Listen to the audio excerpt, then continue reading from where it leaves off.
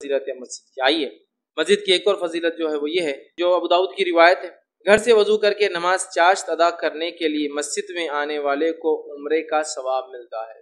چاشت کی نماز، ٹھیک ہے، یہ وہ نماز ہے جو فجر کی نماز کے بعد، سورج نکلنے کے بعد سے لے کر، اس کو ہم کہیں گے سورج زوال سے پہلے تک نمازیں جو پڑھی جاتی ہے، اس نماز کو صلاۃ الضحیٰ کہتے ہیں۔ صلاۃ الضحیٰ کو اگر ابتدائی وقت میں پڑھا جائے تو اسے اشراق کہتے ہیں، اور ابتدائی وقت کے بعد بیچ میں کبھی پڑھا جائے، مطلب زوال اور سورج طلوع ہونے کے بعد بیچ میں کبھی، تو چاشت ہے، اور اگر آخر وقت میں پڑھا جائے جب سورج تبش پہ اپنے آ جاتا ہے تو اس کو اوابین کہتے ہیں۔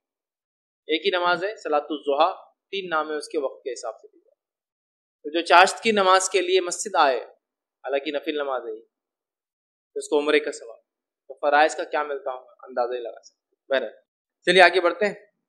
ابن ماجہ کی روایت ہے، زیادہ فاصلے سے مسجد آنے والے کے لیے زیادہ اجر و ثواب ہے، کیونکہ اس کے قدم بڑھ جاتے ہیں، ٹھیک ہے۔ اسی طرح جو طبرانی کی روایت ہے، اپنا زیادہ وقت مسجد میں گزارنے والے کے لیے دنیا میں خوش و خرم رہنے اور آخرت میں پل صراط پر ثابت قدم رہنے کی ضمانت ہے۔ جو لوگ اپنا زیادہ وقت مسجد میں گزارتے ہیں، ان کے تعلق سے یہ فضیلت ہے کہ اللہ تعالیٰ ان کو دنیا میں خوش اور خرم رکھیں گا، آباد رکھیں گا، ٹھیک ہے، اور آخرت کے اندر پل صراط پہ گزرنا ان کا آسان ہے۔ کیا فضیلت ہے مسجد۔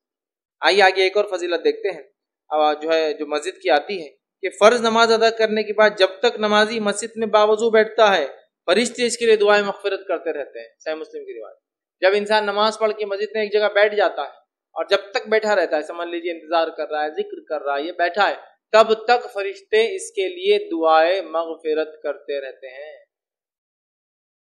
کتنی فضیلت ہے مسجد۔ آئیے ایک اور فضیلت مسجد کی ہم سنتے، طبرانی کی روایت ہے، زمین